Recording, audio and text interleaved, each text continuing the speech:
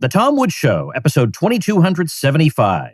Prepare to set fire to the index card of allowable opinion. Your daily dose of liberty education starts here. The Tom Woods Show. Hey folks, chances are if you're listening to this podcast, you are surrounded by irrational, panicked people who think you're a terrible person because you don't want to lock everybody in their houses. No amount of reasoning appears to accomplish anything, and not to mention the media has done nothing but stoke fear and fail to provide context. Well, one of the many benefits you get as a supporter of the Tom Woods Show is membership inside the Tom Woods Show Elite.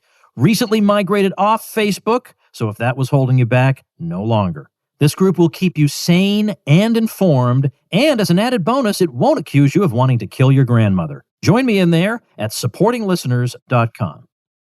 Hey everybody, Tom Woods here. Well, the great Gene Epstein is back with us today. No giggling, Gene. I mean that for real. Absolutely mean that 100% sincerely.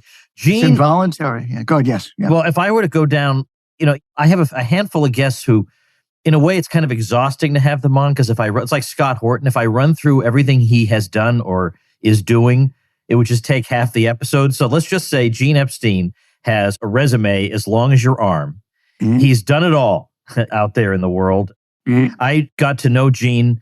I guess I got to know you when you were economics and book review editor at Barron's. Yes. And we did a debate at the SoHo Forum, at Freedom Fest together. And now, in my view, the only debates are SoHo Forum. But well, that's good. Yes. We did a debate, but not against each other. We were teamed up together. And it was a blind date. It was. We hadn't met before, and I didn't know what to expect. And then you were absolutely fantastic. One of these days, because you can find that on YouTube, one of these days, I should probably take your opening statement and paste it into one of these episodes so people can hear what I heard that first day I met you when I was wondering, I don't know, he might be a little establishment. He's with Barron's. And then you gave that rip-roaring opening statement that made mine look like a pussycat had delivered it. I thought, okay. When I was at Barron's, indeed, even prior to that, when I was at the New York Stock Exchange, I knew I could play practical jokes on people like Tom about this sort of thing. They tend to think that I was at best, free market light, rather than being a fanatic. And of course, they'd wonder how the hell does he keep his job, that he's such a loudmouth, but partly because I had to play by the rules. So it was fun because I knew I was setting Tom up for a little bit of a shock that I was such an extremist in favor of the free market. So that was fun. Years ago, it was like 12 years ago, 13 years ago, I forget exactly when. Anyway. Yeah, but it was a wonderful time.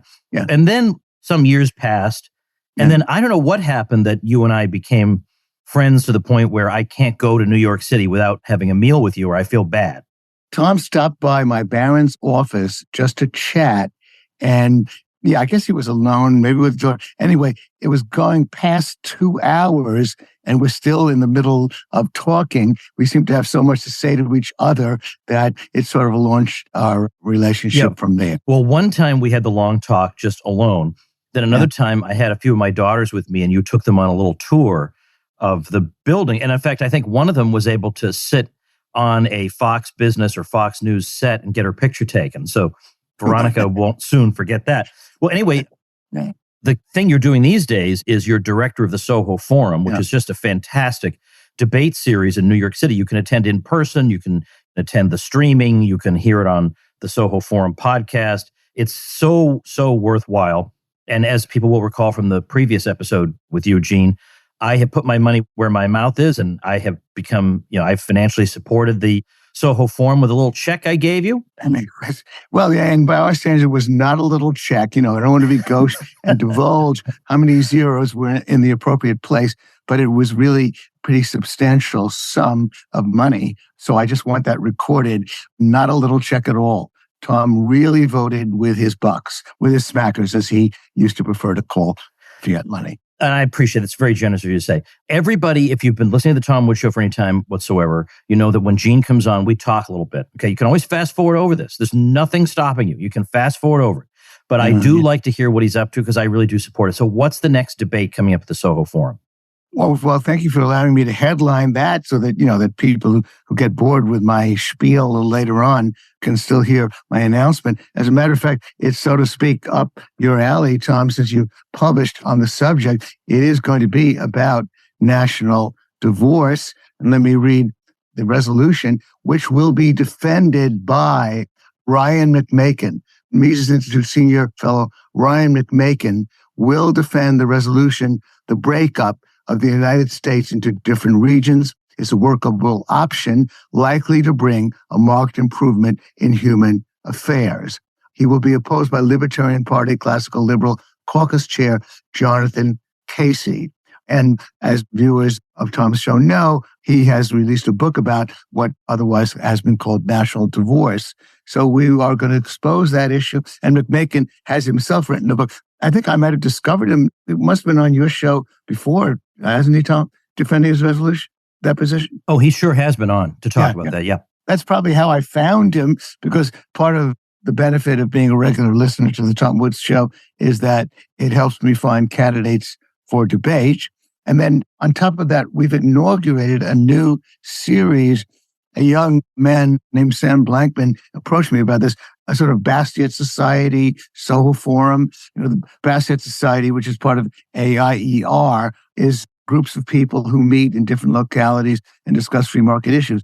So should we do a SoHo Forum Bastiat Society? And I said, yes, a Bastiat Society in which we discuss the debate. Our most recent one was yesterday, Sunday, and we had the guy, Larry White of George Mason, Lawrence White of George Mason, who had defended the resolution about ending the Fed. So on Thursday evening, we had the debate, Professor Lawrence White of George Mason defending the resolution to end the Federal Reserve against Frederick Mishkin. And indeed, getting Frederick Mishkin was a coup, lucky, dumb luck, because Frederick Mishkin is an establishment guy. Oh, he's a huge name. Huge name. Yes, well, that's right. Exactly. Bob Murphy, our old friend, did a couple of promos for my debate, and he said, hey, I got to tell you, he's getting a textbook. It's quite a coup to get Frederick Mishkin to come to defend the resolution. And as my son Jim said, it sort of adds a sort of respectability to it. Suddenly, the establishment types have got to convince us that you should not end the Fed. That's at least some progress. That is some progress. By the way, just for people who might not know about the SoHo Forum, it is Oxford style, so the audience is polled before and after, and we see how they have changed their opinions. Who was declared the winner of the debate? Oh, well, Michigan won by 0.4 of a percentage point. It was a dead heat. They both Michigan picked up a little less than 7 points, and Larry White picked up a little more than 6 points. Now, anything within a 5-point range is really just a statistical error. So it's a dead heat. Look, Larry White, I said this to his face at our Bastiat Society salon, he did a solid job. And the debate is getting a lot of views on YouTube. It's also on podcast for those who are curious about it. Did a solid job, but he lacked the fire of a Ron Paul. He lacked the fire of a Tom Woods. He was unable to say, not only should the Fed be abolished because it screws up the economy, it should be abolished because it's evil, because it's an arm of government that prints money to support government financing. The government doesn't like to go to the people and tax us more or borrow. It can just have the money printed. And that's basically something that even small D Democrats should oppose. So he didn't sort of push the passion. And so it was basically a dead heat. Of course, he did end up with nearly 50% of the vote, and Michigan ended up with 1/3.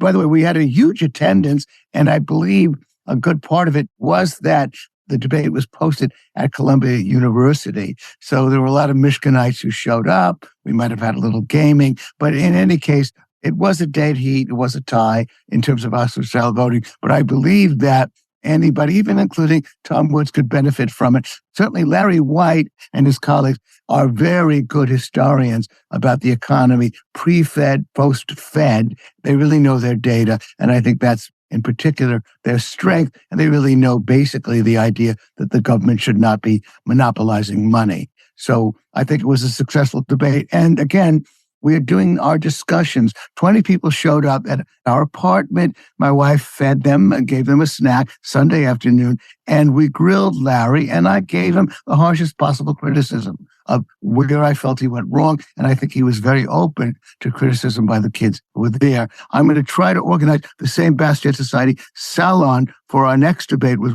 Ryan McMakin. So that's an extra that we offer. So thanks very much for allowing me to announce that. And that will be, again, I'm looking at the date. It's in late February. It's going to be, I'll find it somewhere.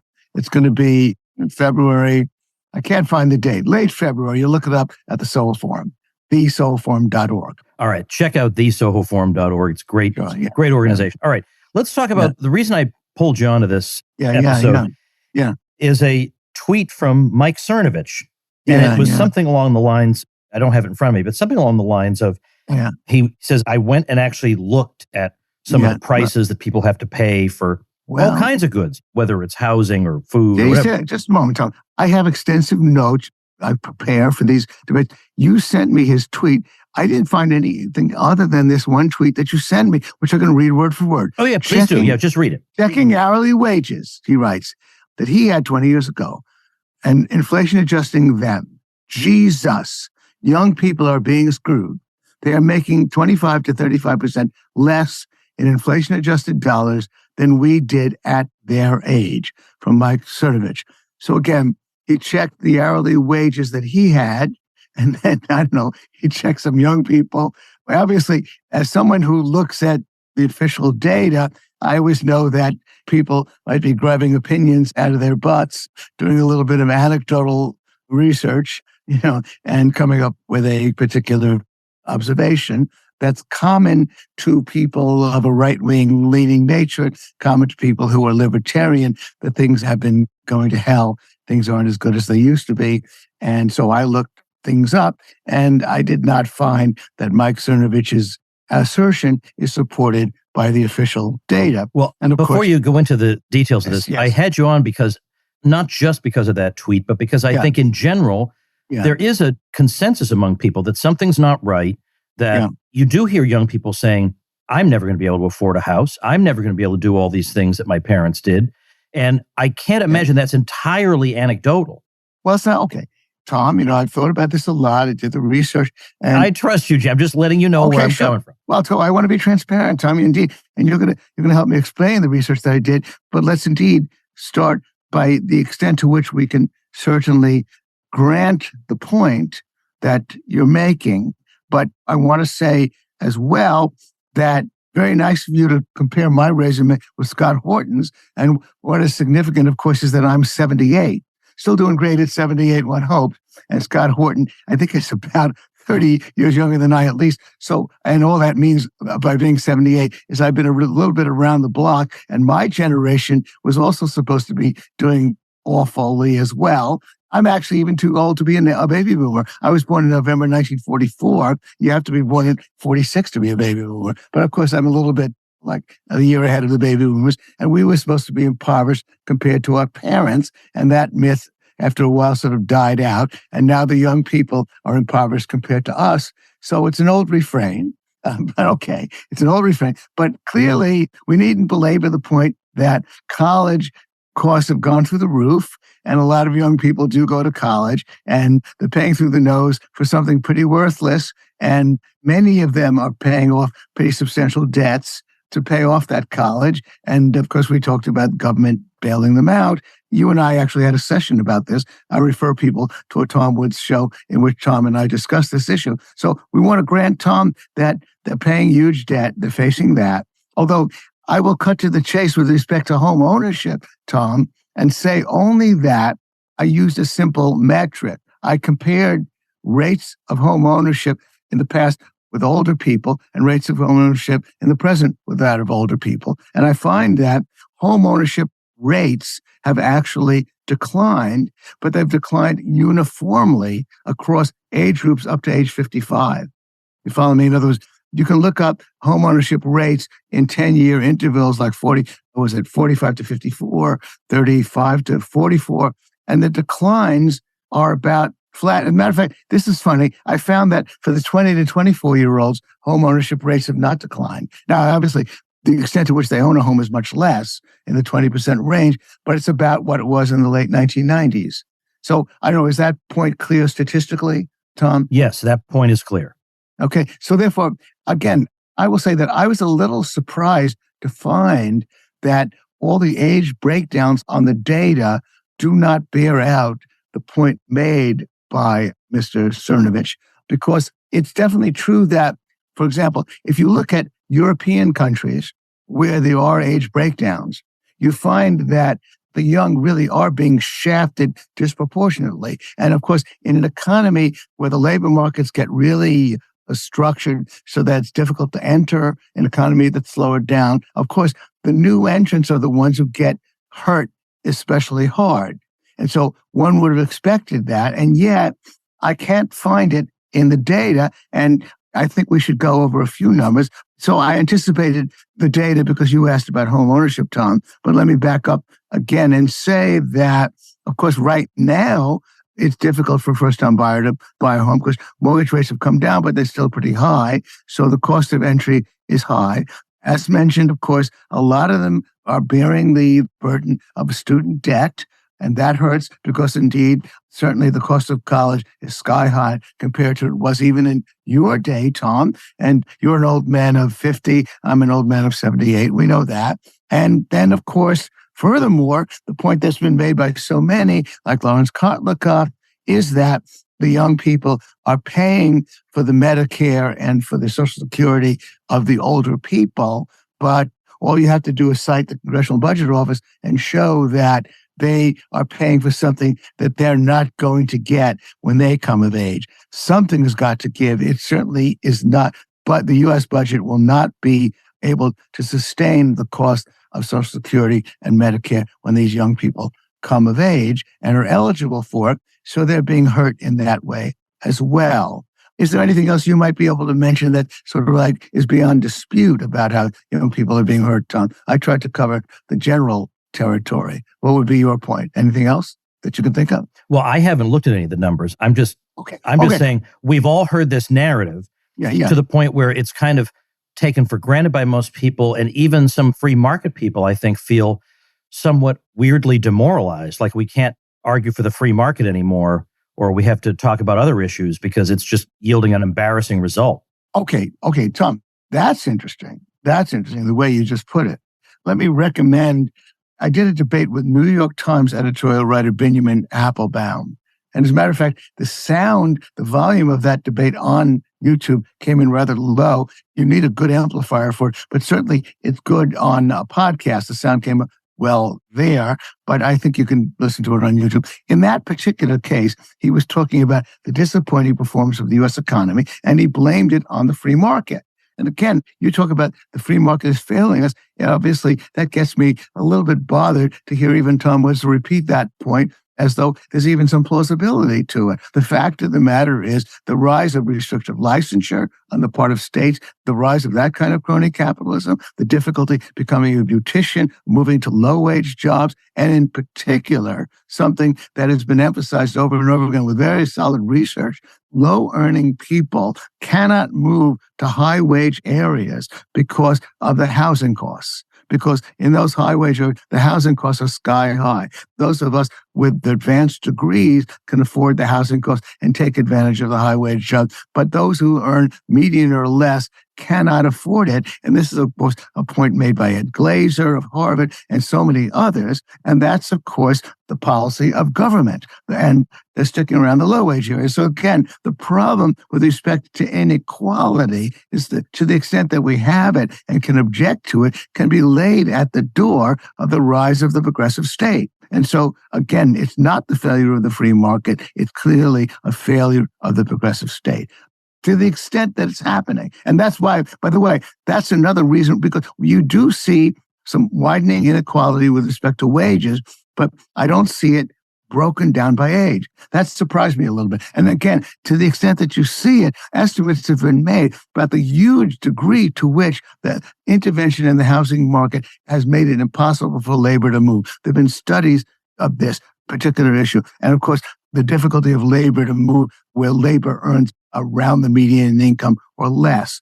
If you move to a high wage area and you get a job, as a software engineer or any kind of skilled work, then of course you can afford to do that move. And so that's the outrage of those who talk about inequality and blame it on the free market. That's the main principal point I made against Benjamin Applebaum's argument about widening inequality.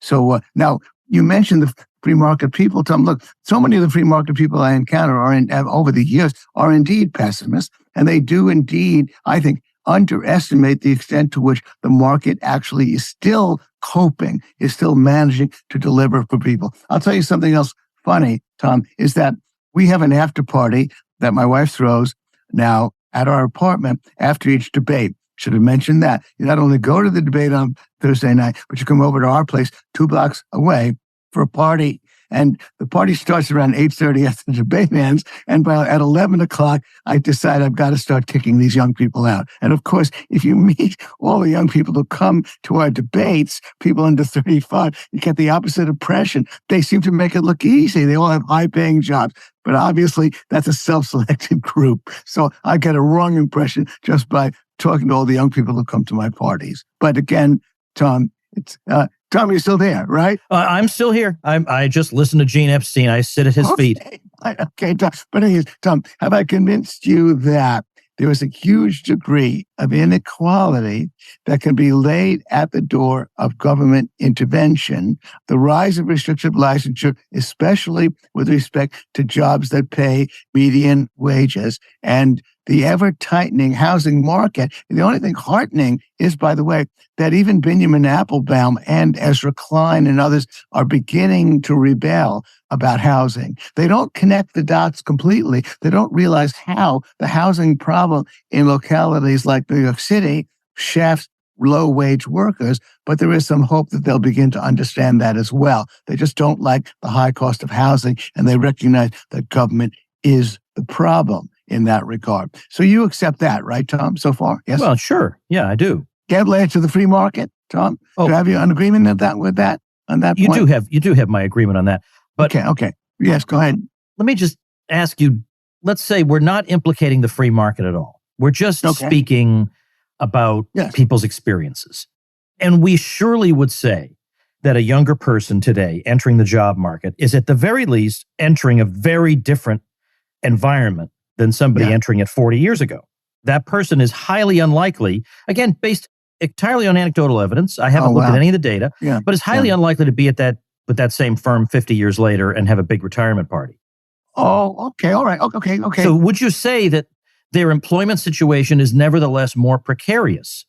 Oh, okay. All right. Yeah, Tom, that's see, now, Tom, you're responding to, because let me just say that I think I should go over some of the data, but let me just say that the Bureau of Labor Statistics does indeed keep consistent data for younger age groups. I wrote you that I was focusing on the 20 to 35-year-olds. The Bureau of Labor Statistics has data for 20 to 24-year-olds and then for 25 to 34-year-olds. So I define young as 20 to 35. There is data on the teenagers, 16 to 19, and I can report a little bit about that, but I thought it was less interesting since many of them are betwixt and tweens in high school, so it gets a little complicated there. But I want to go over that data. But then once I looked at that data, I began to say to myself, well, what can we say that's fairly clear about young people getting shafted? I went over a few of the points just earlier, and then I asked you earlier, what else can you mention, Tom? You're mentioning something. I'm sure that I haven't looked it up, and I think there's been some debate, but I'm sure you're right that employment is less stable than it used to be. You're going 40 years back into the early 1980s. I'm sure you're right about that. And so that's true too. Employment is less stable. But I have mixed feelings about that a little bit, Tom. And of course, probably it's just my personal bias. I bounced around. Part of the reason why you're impressed with my resume, Tom, is that I couldn't keep a job for that long. Well, I did okay. I was at the New York Stock Exchange for nearly 14 years, and then things got bad for me, and I was betwixt and between, and then I got the job with Barron's. That was for 26 years. I left Barron's in January of 2018 when I was 73. And then prior to the New York Stock Exchange, I had been director of commodity research, but none of those jobs lasted for me, Tom. And the point is that, is it really so wonderful to be stuck in the same job with the same company for 50 years? I guess it's got its virtues, but not for everybody, right, Tom? Many of us could use a change. And of course, it's disruptive and a little bit upsetting. All I'm really saying, Tom, is that it depends on your subjective view, but I will grant at the end of the day that there are people who like to have the same job for 50 years. They feel better doing that. It's probably mainly, by the way, people for whom a job is just a job. And I respect those people. The ideal point about a job is that it's the way you support your family. And what could be a better goal than that? Supporting your family, seeing your kids grow up, providing for them, being a provider. So that's great. And if you keep the same job 50 years, it's wonderful. So, all right. So that too is a way in which young people do not have the same advantages we had. But of course, they're a little bit too young to get fired. But I guess, come to think of it, I guess you and I could say that in the Great Recession of 2008-09, many of them who were young, did get shafted. They lost their jobs. So that's bad. Some instability there, and they will probably look forward to more instability in the future. That's true too. You have to scramble around to get another job. So we've covered all the ways in which they're doing worse. And maybe, Tom, I should cut to the chase and talk about all the ways in which they are not, at least the particular way in which they are not participating. Maybe I should do that. What is that all about? That's about labor force participation rates. And if I look at men, not women, that's interesting. If I look at the men 20 to 24, and if I look at the men 25 to 34, I find that, and Tom, I use the late 1990s as my base, but I could use the 80s as well, but use the late 1990s because that was more or less the perspective of Mike Cernovich, because he went back 20 years ago. That's what he mentioned, was going back 20 years ago. But we could go back to the 80s and there would be the same story. The labor force participation rate of men 25 to 34 has plummeted from the late 1990s. It's plummeted from the 80s. The labor force participation rate of men 20 to 24 has plummeted as well. And how would you interpret that, Tom? I'll put you in that seat. Well, I was going to ask you, how do we account for this? And it's not COVID, so how do we account for it? Well, I don't think it's because they are legitimately discouraged about getting employment, even though I would grant that it's a little demoralizing. In that particular case, I would begin to point out that the restrictive licensure has made it a little bit difficult just to become a manicurist or to become a barber or to work in a funeral home. I don't think that the excuse can be that the economy has been buffeting them. I think that many of them simply lack incentives. I think that there are men between the age of 25 and 34 who are on disability because there was a big revolution in disability. The book called Men Without Work, which is written by, and why am I forgetting the name of the guy from American Enterprise Institute? He did an update of his Men Without Work book post-COVID. And again, he's finding that a lot of them are sort of hibernating, scraping together, not really in the job market, working in the cash market, living off their parents. Obviously, you're not going to get anywhere in life in terms of what the capitalist economy can offer you unless you get a job. And so we are talking then about the failure of this generation to some degree. I mean, I don't want to overemphasize the point. Well, what's my figures here? Men aged 25 to 34. Their labor force participation rate recently was 88.5%. That means nearly 1 out of 12 is not in the labor force. And as recently as the late 90s, it was 93.5%. So it's down by 5 percentage points. Here we have a situation in which there is an abundance of jobs and they're not in the labor force. What's interesting about women is that their labor force participation rate rose into the 90s and is pretty much plateaued. It has not declined. It's stable. Women in those age groups, their labor force participation rate is still lower than that of men, but it's not down from the late 1990s. It's about where it was in the late 1990s. So again, really, the main takeaway is that to the extent that the official trends show us something that is disconcerting, it's that the labor force participation rate of men 20 to 35 is down from the late 90s. Actually, for 20 to 24-year-olds, it's a little bit ambiguous. You could say, I don't know, maybe some of them, more of them were back in school than were or getting some kind of training. Their labor force participation rate recently is 72%, and it's down from 82% in the late 90s, down by 10 percentage points. And I don't think it's because there's a lack of available jobs. So in a way, that's the most striking bit of numbers that speaks to us. But I want to shift now to some of the other numbers, but maybe you want to summarize, Tom, because we've been throwing around a lot of points here. Any observation you want to make about what we've learned so far? Well, no, other than, in a way, it kind of reminds me of when people talk about there being too many people in the world. Yeah. And you can find people in the ancient world saying there were too many people in the world. This is a complaint that has been around as long as time. And so likewise, when you say, oh, this generation has it the worst, or when people say the world is in the worst condition it's ever been in, and then you look back and basically everybody's always said that. Now, by the way, that doesn't mean it's false. It really could be that when they said it 500 years ago, it really was the worst. Who knows, right? But in this case, though, I guess the reason I wanted to talk to you about it was because I know you dig into the data. So you rely on the data, I rely on Gene Epstein. That's how this relationship works. And I keep reading these heart-wrenching anecdotal accounts of my life is aimless and I can't get out of this debt that I'm in. Now, I'll grant you that I don't make any defenses of the student loan program that put them in that situation, but I'm in this hopeless dead-end job and whatever. You just hear this constantly, that I have to move back in with my parents. And I get that people have always complained about that. It just seems like it's more now. There's a bit of data I want to mention about that, but then you come to think of it, you do inspire another point with respect to how we can say that young people are suffering. It's very possible that the zeitgeist is depressing young people, taking away some of their pluck. And of course, the zeitgeist being mainly the idea that the earth is frying up because of global warming. And, the human beings are going to perish as a result of the fact that the temperature is going to go up by another 2.5 degrees Fahrenheit. So maybe that's part of it as well. I want to actually come to think of it back and fill another point.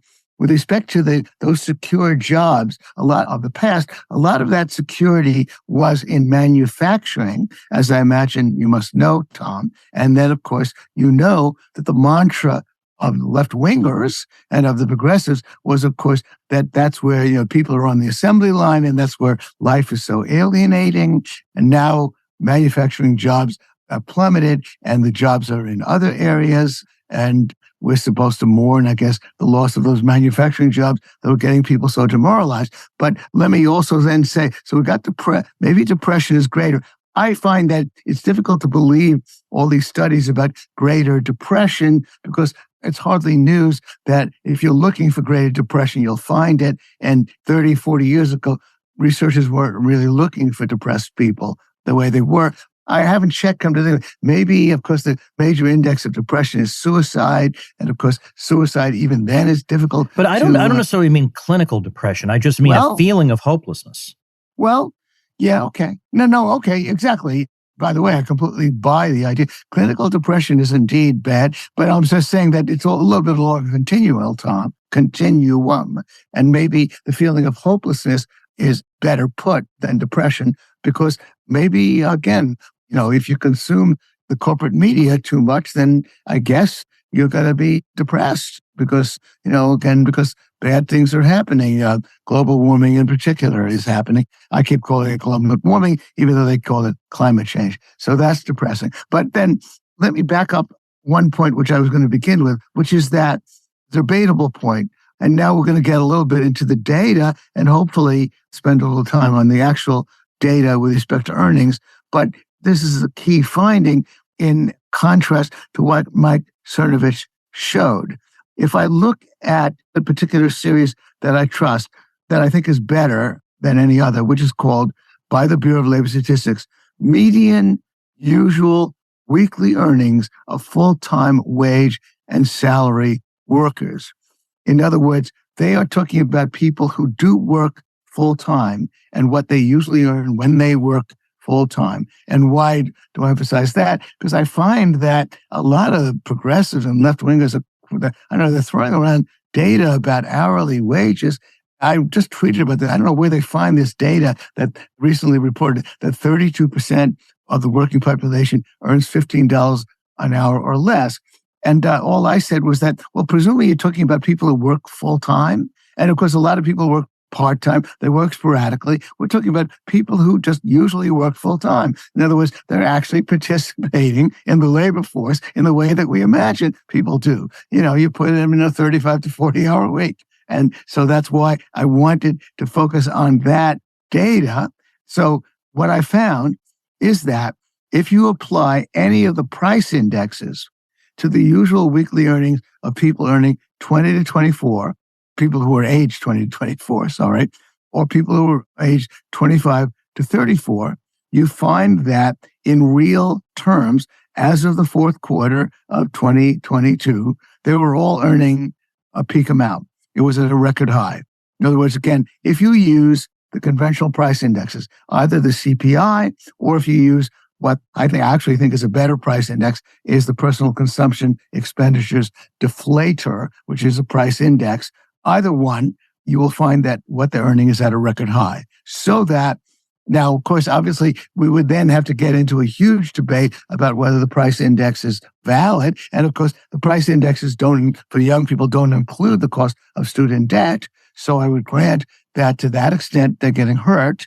But of course, a lot of these kids didn't go to college. Many of them don't have such high student debt, but that's bad, the student debt part. So you get that point. In other words, what I'm saying is that if you want to argue that the price indexes are screwed up, and of course, a lot of libertarians I know, free market people, do believe that they are. I actually believe that on balance, they probably overstate price inflation to some degree, but that would get us down a rabbit hole, a long discussion in itself. That could be an interview for another time. But I'm only saying that we do find that young people who usually work full time, are earning in real terms more than young people ever did in real terms.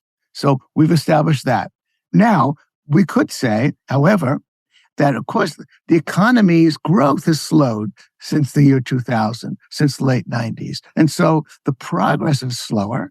The progress has been slower for young people than it was for Tom Woods when he was starting out whenever you were starting out in the early 90s, or slower when I was starting out. I came of age. Obviously, I started to work in the 1970s after screwing around a bit.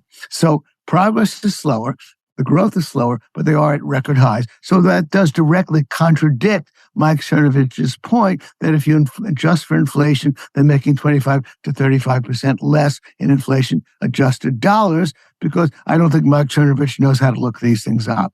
But if you do look it up, then that's what's being reported. They are making a peak amount. Now, but the same strategy I used, Tom, when you and I talked about the share of income that goes to workers in general. And you elaborated very nicely on the point about how if you track nominals with nominals year by year, you don't have to worry about price indexes. You get decent trending ratios. So this is what I did. For earnings, what I did was I asked, take the earnings of 45 to 54-year-olds, the weekly earnings of full-time to 45 to 50-year-olds.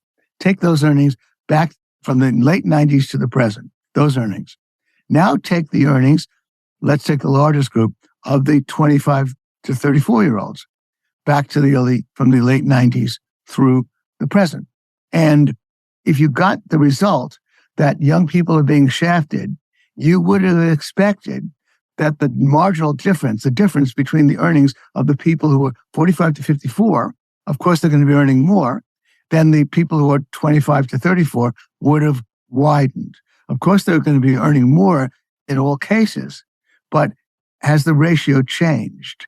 You see the question I'm asking? Well, I found that, and let me see if I can give you the actual number. Let's see, 3 to 4 times. Where did I have it? Well, I'll report in qualitative terms. I wrote down too many numbers. I found that the ratio between the younger age groups and the middle-aged age group from the late 90s to the present has remained the same. Did you hear my point there, Tom? I did. Yeah, I did. Yeah. Oh, actually, this is the thing that I'm not going to be able to explain. I did take it back. The ratios go through this from the 70s to the 80s to the 90s. You know what I found? I found that from the 70s to the 80s, that's when the older people pulled ahead. The 70s, there was a certain ratio between the young and the old. And then I found that the ratio widened into the 80s. And I found that if you wanted to say that young people, matter of fact, I guess that's plausible because I guess that's when factory jobs were dying. And so the young blue-collar workers were not moving into some of those high-wage union jobs. That's when the jump occurred. But from the 80s to the 90s into the present, the ratio between the earnings of the middle-aged men and women and the earnings of the younger people, 20 to 24 and 30 or 25 to 34, the ratio has remained pretty much the same. Of course, when you look at this data, you want to adjust for business cycles. So if we take it from the late 90s to the present, late 90s is when the unemployment rate was low, it's easy enough to scan, it's easy enough to show that there really has been no change since the early 80s in the ratio between the salaries of the middle-aged versus the younger people. And so now I also took unemployment rates. So again, the question would be, well, younger people are probably, if they're out of work, they're having more difficulty getting a job. And again, I found no change. I found that indeed, of course, the unemployment rate of those 20 to 24 in terms of the trend from, actually, I took it back to the late 1940s. I'll tell the whole story. Take the unemployment rate of those 20 to 24 and the unemployment rate of those 45 to 54 as the base, compare it then with the unemployment rate as well of those 25 to 34, you find that by the 1970s, that's when it got worse for the younger people. You find that younger people always had, even back to the late 1940s, a higher rate of unemployment than the middle-aged people, 45 to 54. And I'll tell you something interesting about the unemployment rate across age groups is that you would guess, if I would ask you, why is it even when labor markets were probably functioning fairly well in the late 40s, 50s, early 60s, the unemployment rate among younger people was higher? Of course, they are less experienced and they will be the first to be fired by firms that are contracting. And so they will always have a higher unemployment rate, even though, by the way, one of the reasons why there is a certain modification in unemployment rate of people from 45 to 54, which is something I encountered a while back, which was very meaningful for a while there, is that the older people spend a longer time looking for a new job. They spend more time unemployed than the younger people. The younger people come in and out. They jump. The older people stick around. But that's a complicated digression. My only point is that from the 70s to the present, the ratio between the unemployment rate of the younger people and of the older people has remained the same. No difference. So there too, what I'm doing then is taking nominals over time, nominals with respect to income over time between the older and the younger, nominals over time between, so to speak, between unemployment rates of the younger and the older. And I find that the ratios have been the same. So that's the basic story. And then the only disconcerting thing I find is that maybe the younger people are depressed. There's something going on that's disconcerting, although it's been going on for a long time. And I think it has a lot to do with the rise of disability payouts, the rise of the welfare state. The younger people are not participating in the labor force the way they used to. And that's obviously quite disconcerting, because if you don't try to get a job, you're not going to get anywhere in life.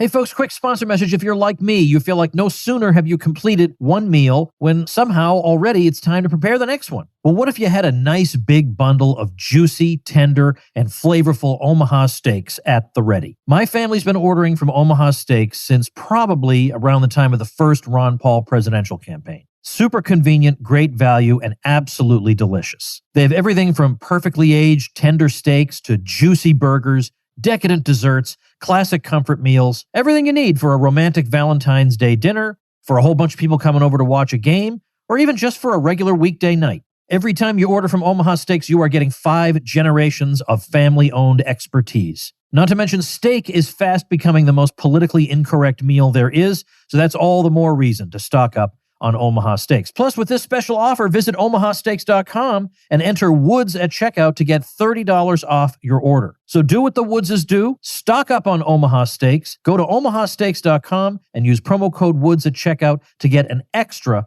$30 off your order. You're already saving up to 55% on select Omaha Steaks customer favorites, but now you can save an extra $30 off your order when you go to omahasteaks.com and use promo code Woods at checkout. Minimum order may be required. Another statistic would be, now this is from a few years ago, 2019, I doubt it's changed much. Yeah. CBS News, or I guess drawing from Money Watch, ran a headline saying, more millennials are living at home than at any other time this century. And they say it's 22%. And they say that this is because of student loan debt, rising rents, and stagnant wages. Yeah. Well, good, Tom. There is census data about that. I don't think it's for 2022, and I didn't look that up. I would imagine it's still the case. It certainly would help explain what these younger people are doing who have no jobs. For example, as I mentioned to you, it was 82% labor force participation of men aged 20 to 24, and now it's down to 72%. So that's a 10 percentage points of decline. And I would imagine that many of them are living at home, as we say, or with their parents. But of course, the fact that you're living at home with your parents doesn't mean you can't get a job. It might be a good idea for you to get a job. Then it's less important to pay your own bills because your parents are helping to pay the bills. But they're obviously, I guess, home listening to podcasts maybe, or the Tom Woods Show or whatever else they're doing. Again, the book is called Men Without Work, so you can find it. And he said they're basically home watching television or watching screens or, I guess, trolling the internet. They're not doing a whole lot. But of course, again, these Money Watch sources and all the rest of them, those people don't know how to. If I ask them to try to find just on the government websites this data, I don't think they could find it. By the way, the government websites are not very user-friendly. I have the advantage of behavior analytics data. And of course, I've been covering the data for more than 30 years. So I know where to find numbers, but I don't think any of them know how to find their numbers. They probably plagiarize from each other.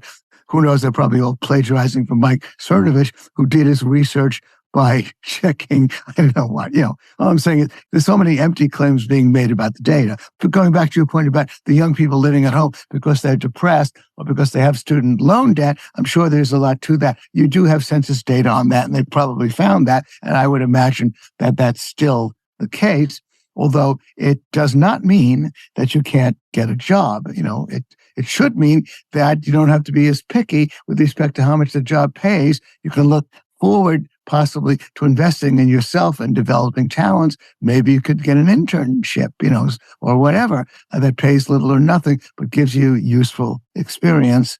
And apart from that, there are plenty of jobs available in the economy, even right now, even though who knows, we might be moving into a recession. But I grant your point in feeling what you said, the feeling of hopelessness, the feeling that nothing is worth it. Obviously, I know I've got several friends whose kids are having trouble with substance abuse.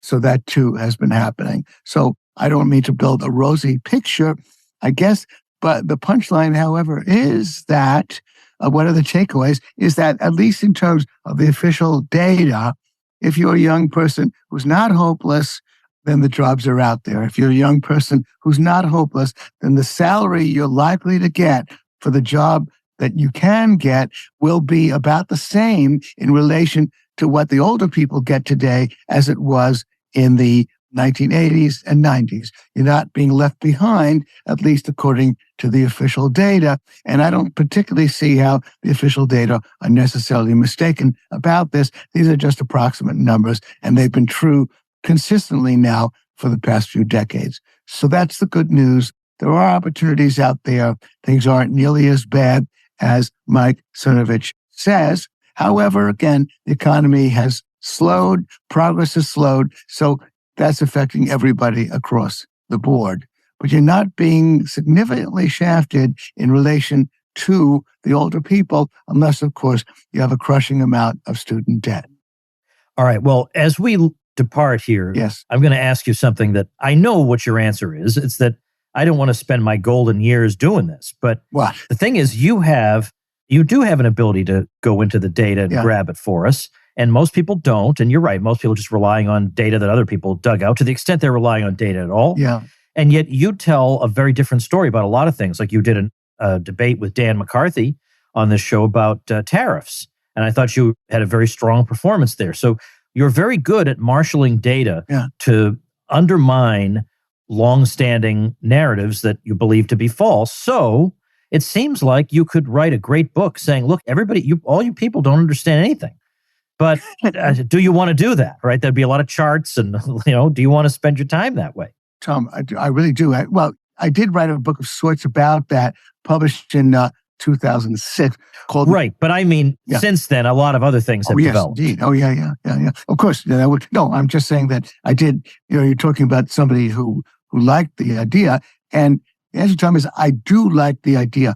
I'll tell you what, I've slowed down a bit. I'm actually suffering from something that's slowing me down. And I've been searching a sort of tremor that makes it difficult for me to get a whole lot of work done. And I have the ambition to do precisely that.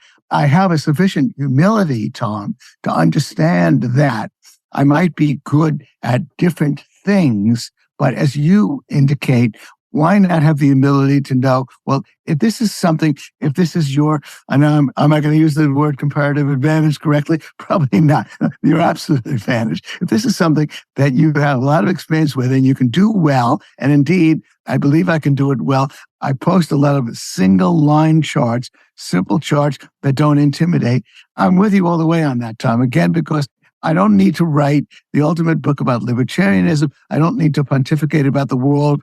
Tom Woods does that at least as well as I do it. A lot of other people do it extremely well. So what's my special niche? Precisely what you say, Tom. If I can get up the energy, if I can get over a recent ailment that I'm getting some help with, then I might very well accept your assignment. As it is, at least I get a chance to talk about it on your show. As you know, I did a presentation down the Mises Institute with data, and I get access to very good database of handling. So I do it to some degree, and I do feel that that's indeed what I should be doing. So the answer is absolutely, Tom, as long as the answer is yes to your assignment, as long as I can muster up the energy and the time.